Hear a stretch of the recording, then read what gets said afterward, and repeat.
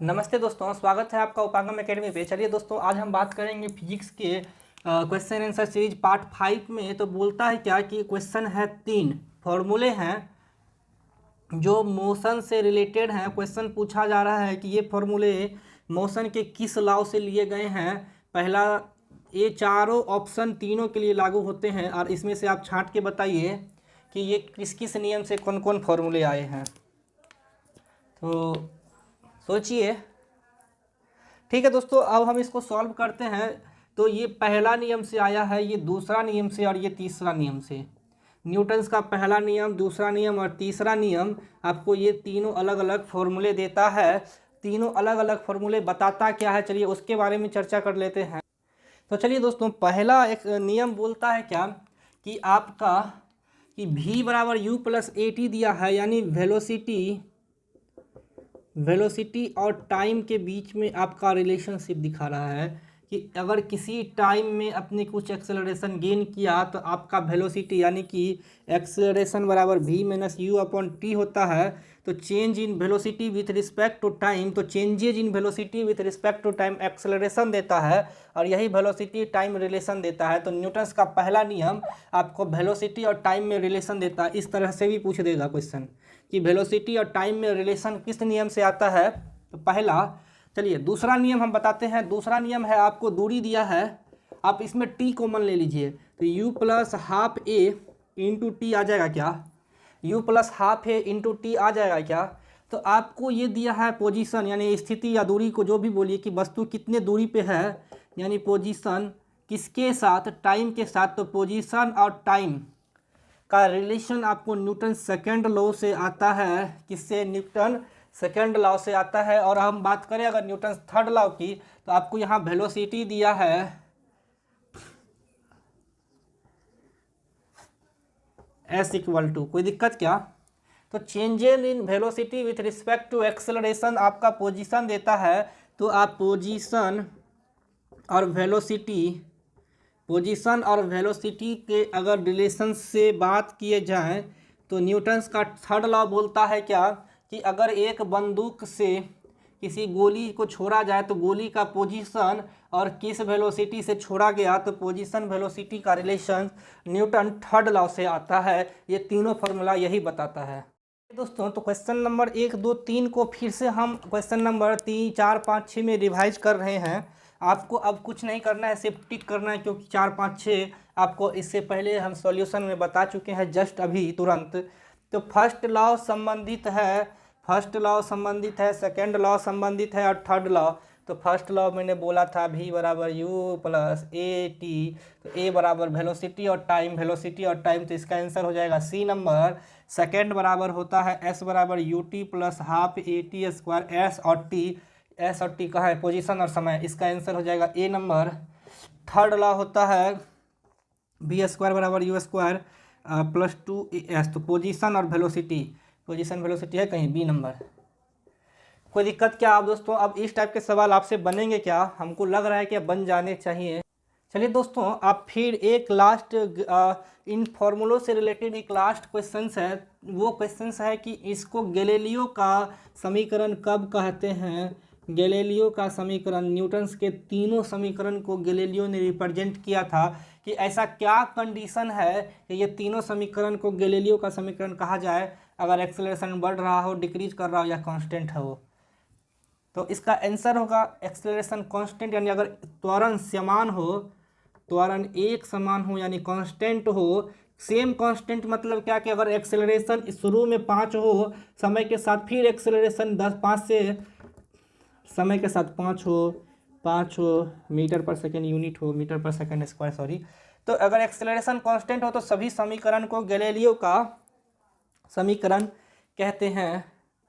चलिए question number 8 से लेके क्वेश्चन नंबर 11 अब हम शुरुआत कर रहे हैं सर चैप्टर ग्रेविटेशनल का। इससे पहले हमने आपको मोशन, फोर्स, प्रोजेक्टाइल मोशन, क्या क्या था, एक्सेलरेशन, वेलोसिटी, डिस्प्लेसमेंट, ग्राफ और फोर्स के सारे टाइप्स पे रिलेटेड न्यूमेरिकल्स से लेके मोमेंटम, सभी दोस्तों आपको पहले से बताए जा चुके हैं।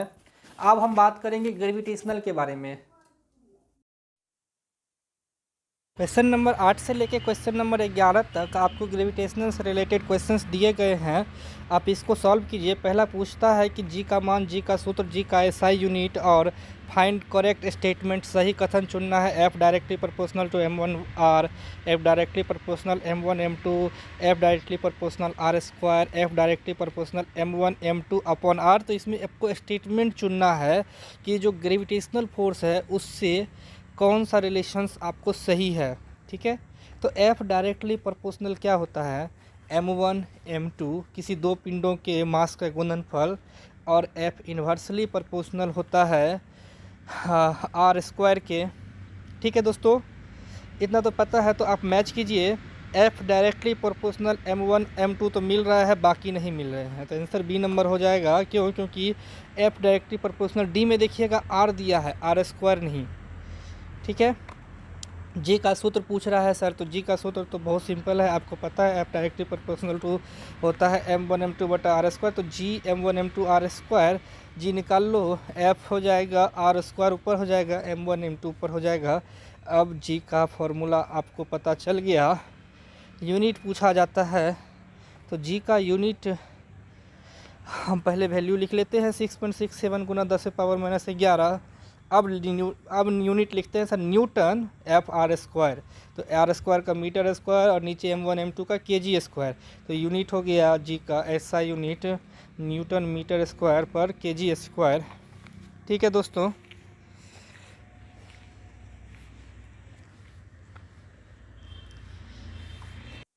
चलिए दोस्तों, अब हम डायमेंशन की बात करते हैं। तो अगर हम डायमेंशन निकालने के लिए पूछा जाएगा तो न्यूटन का निकाल लीजिए ml/t पे -2, मीटर स्क्वायर का l स्क्वायर, kg स्क्वायर का m स्क्वायर।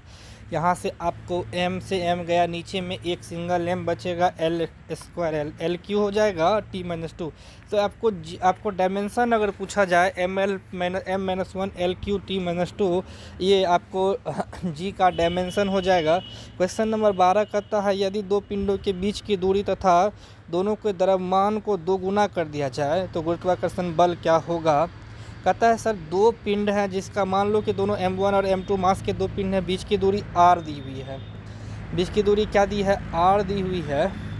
अब कह रहा है क्या कि अगर m द्रव्यमान को भी 2 गुना कर दें, यानी 2m1 2m2 कर दें, और हम दोनों के बीच की दूरी को भी 2 गुना कर दें, यानी कि 2r कर दें, तो हमको परिणामी जो गुरुत्वाकर्षण बल है उस पर क्या फ़र्क पड़ेगा, बढ़ेगा, घटेगा और परिवर्तित रहेगा।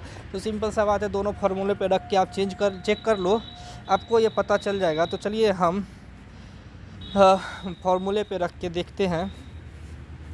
तो पहला फार्मूला आपको पता ही है, जी m1 m2 बटा आर स्क्वायर होता है।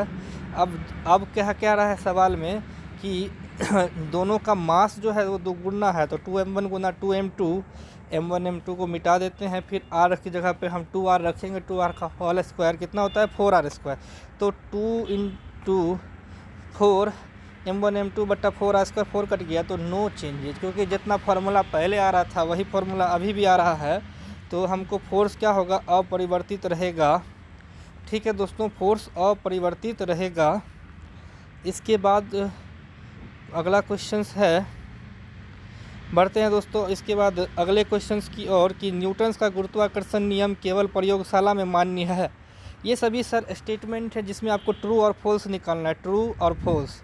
तो आपको ये बताना है कि सभी स्टेटमेंट सही हैं या गलत हैं। तो पहला क्वेश्चन है, न्यूटन का गुरुत्वाकर्षण नियम केवल प्रयोगशाला में मान्य है।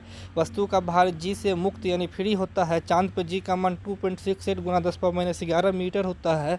गुरुत्वाकर्षण यानी ग्रेविटेशनल फोर्स जो है दो वस्तु के बीच के दूरी के विपरीत अनुपात पे निर्भर करता है, यानी कि इन्वर्सली प्रोपोर्शनल, दूरी के इन्वर्सली प्रोपोर्शनल डिपेंड करता है क्या, गुरुत्वाकर्षण बल।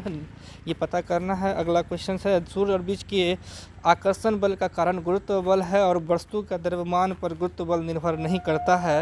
ये आपसे स्टेटमेंट वाइज क्वेश्चन कभी कभी पूछा जाता है ट्रू और फॉल्स में। तो आप न्यूटन्स का गुरुत्वाकर्षण नियम यूनिवर्सल नियम होता है, जानते ही हैं।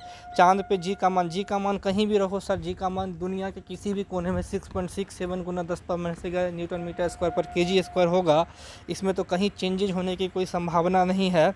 तो ये तो गलत है, 13 भी गलत है, क्योंकि प्रयोगशाला में नहीं, न्यूटन्स के नियम हर जगह मान्य है। उसके बाद कहता है क्या कि वस्तु का भार जी से मुक्त है। जी से मुक्त मतलब जी पे डिपेंड करता है कि नहीं, तो W बराबर mg हम जानते हैं, तो W तो जी पे डिपेंड करता है। फ्री कैसे हो गया? फ्री मतलब इंडिपेंडेंट या अलग हो जाना, नहीं, ये गलत हो जाएगा, स्टेटमेंट सही नहीं होगा। इसीलिए क्योंकि वस्तु का जो भार है वो जी पे डिपेंड करता है, मुक्त नहीं होता है। अब ग्रेविटेशनल फोर्स दो वस्तुओं के बीच की दूरी के इन्वर्सली प्रोपोर्शनल होता है, नहीं sir, F directly proportional to 1/r² होता है। बहुत बार जान चुके हैं, न कि 1/r होता है। स्टेटमेंट यहाँ भी गलत है। अगला कहता है सूर्य और पृथ्वी के बीच की दूरी की आकर्षण बल, ठीक है, गुरुत्व बल को ही आकर्षण बल कहते हैं, उसी कारण दोनों जुड़ा हुआ है। और वस्तु का द्रव्यमान गुरुत्व बल पर डिपेंड करता है। क्यों? क्योंकि एफ बराबर m1m2/r², तो जी होता है f²/m1m2, तो द्रव्यमान के गुना तो हमने फल बोला पे कि फोर्स बराबर क्या होता है, गुरुत्व बल या गुरुत्वाकर्षण नियतांक दोनों का मान डिपेंड करता है। ठीक है, ठीक है दोस्तों। कहता है कि यदि फोर्स को, गुरुत्व बल को 1/9 कर दिया जाए तो इन दोनों के मध्य नई दूरी क्या होगी या दूरी क्या होगी। अगर फोर्स को 1/9 यानी F/9 कर दिया जाए, अगर मास सेम है तो दूरी अब r1 ना हो के मान लो कि नई दूरी चेंज हो गई r2, तो पूछ रहा है कि r2 बराबर क्या होगा। तो ये तो फॉर्मूला पे हम पुट करके देख लिए कि इतना तो पूछ रहा है, तो अब इससे आपको r2 का मान निकालना है। आप इसको पॉज कीजिए, बनाने की कोशिश कीजिए। चलिए हम इसको सॉल्व करते हैं। हम इसका एक रेशियो ले लेते हैं, तो रेशियो ले लेंगे तो f से f कट जाएगा, g से g कट जाएगा, मास से मास कट जाएगा, r2 ऊपर चला जाएगा, r1 नीचे आ जाएगा, इसका होल स्क्वायर बराबर 9 ऊपर चला जाएगा, 1 नीचे आ जाएगा। इधर स्क्वायर है तो स्क्वायर को हटाओगे तो इस साइड रूट आ जाएगा, √9, तो r2/r1 बराबर √3। तो पूछ रहा था दूरी यानी r2 क्या होगा, तो r2 हो जाएगा 3r1 आंसर। ठीक है, r2 का मान पूछ रहा था, r2 हो जाएगा 3r1। चलिए दोस्तों अब बढ़ते हैं क्वेश्चन नंबर 18 से क्वेश्चन नंबर 18 और 19 पे। तो कहता क्या है कि मुक्त रूप से गिरना, यानी कोई भी वस्तु या कोई भी आदमी फ्री फॉलिंग करता है, यानी ऊपर से छोड़ दो इस तरह से तो ये गिर जाएगा। इस कारण से तो वातावरण में पूछिए कहाँ पे जगह पूछ रहा है कि किस जगह पे कोई भी वस्तु मुक्त रूप से गिर सकता है, और कहता है कि वह बिंदु यानी पॉइंट, वैसा पॉइंट बताना है जहाँ किसी वस्तु का संपूर्ण भार यानी वजन निर्भर करता है। वह द्रव्यमान केंद्र कहलाता है, गुरुत्व केंद्र कहलाता है, या गुरुत्व त्वरण कहलाता है, या इनमें से कोई नहीं। बनाइए। मुक्त रूप से गिरना संभव है निर्वात में, क्योंकि इन सभी जगहों पे फ्रिक्शनल फोर्स काम करता है, अलग अलग ग्रेविटी काम करता है। लेकिन जहाँ ग्रेविटी जीरो होगा आप वहाँ फ्री फॉलिंग संभव है, और जहाँ एक्सेलरेशन घर्षण फोर्स, फ्रिक्शनल फोर्स जहाँ नहीं हो, वह बिंदु जहाँ किसी वस्तु का संपूर्ण कार्य भार रहता है उसको गुरुत्व केंद्र बोलते हैं। हम इससे पहले बता चुके हैं ये चीज़। चलिए दोस्तों क्वेश्चन नंबर 20 से लेके क्वेश्चन नंबर 29 तक जी के मान से रिलेटेड क्वेश्चंस जो अलग अलग एग्जामों में आया है, 130 क्वेश्चंस टोटल हमको, मात्र ये 9 क्वेश्चंस के रिपीटेड 130 क्वेश्चन हमको आरआरबी और एसएससी के क्वेश्चन बैंक में मिले हैं। यानी आरआरबी और एसएससी ने लगभग इतने क्वेश्चंस को 130 से ज़्यादा बार पूछा है अपने एग्जामों में। तो आप इसका महत्व सोच सकते हैं कि इसमें से अगर ग्रेविटेशनल से कोई क्वेश्चन आता है तो ये क्वेश्चंस में से एक न एक क्वेश्चंस आपको ज़रूर आएगा, इतना मान के चलिए। और बिहार पॉलिटेक्निक में तो 101% एक क्वेश्चन आ ही जाता है हर साल। तो चलिए कहता क्या है कि जी का मान अंतरिक्ष में क्या होगा, चंद्रमा पे क्या होगा, भूमध्य रेखा पे क्या होगा, ध्रुवों पे क्या होगा, पहाड़ों पे क्या होगा। अंतरिक्ष, चंद्रमा, भूमध्य रेखा मतलब इक्विलेटर लाइन यानी 0 डिग्री, इक्विलेटर लाइन, विषुवत रेखा बोलते हैं हिंदी में, विषुवत रेखा, 0 degree latitude line, latitude line या पृथ्वी को बराबर भागों में बांटने वाली लाइन। ध्रुवों मतलब पोल पे, पहाड़ों मतलब आपको माउंटेन्स, हिल्स, पहाड़ को तो हिल्स बोलते हैं, शिखर पर्वत को हिल बोलते हैं। पृथ्वी के सतह के नीचे आने पे, पृथ्वी के घूर्णन गति के बढ़ जाने पे, लिफ्ट के ऊपर जाने पे, लिफ्ट के नीचे आने पे, लिफ्ट के अचानक डोरी टूट जाने पे, या पृथ्वी के केंद्र पे। और सबके लिए एक ही ऑप्शन दिया जाता है ए से लेके एफ तक, कि जी का मान घटेगा, बढ़ेगा, मिनिमम होगा, मैक्सिमम होगा, कांस्टेंट होगा या जीरो होगा। तो चलिए आप शुरुआत करते हैं 20 से 29 तक। आप इसका आंसर सोचिए, कुछ समय लीजिए, आप वीडियो पॉज कीजिए और क्वेश्चंस को सॉल्व करने की कोशिश कीजिए।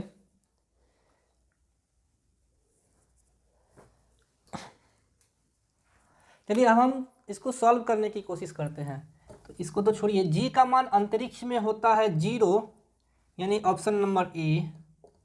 चंद्रमा पे जी का मान कम जाता है, ऑप्शन नंबर एफ। कितना हो जाता है? 1/6 हो जाता है टोटल का।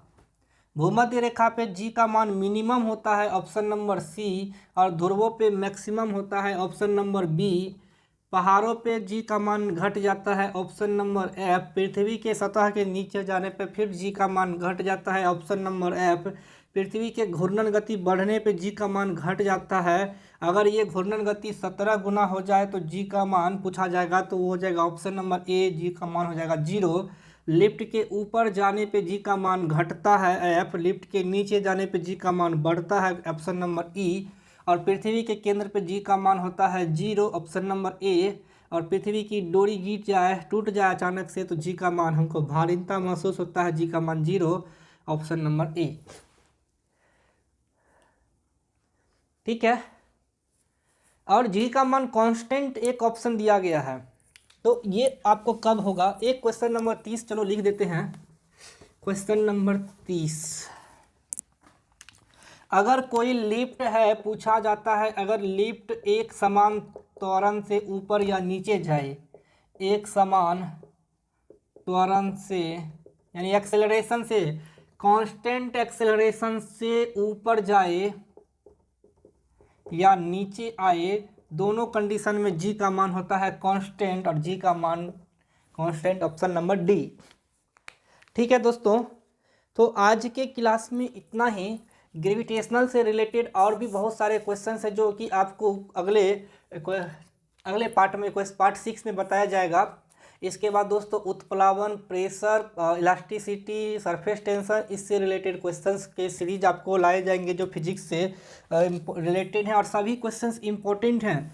जितने भी क्वेश्चंस हम बोर्ड पे बता रहे हैं वो पूछे गए क्वेश्चंस और इम्पोर्टेंट क्वेश्चंस हैं जो अपने आप को बार बार रिपीट करते हैं।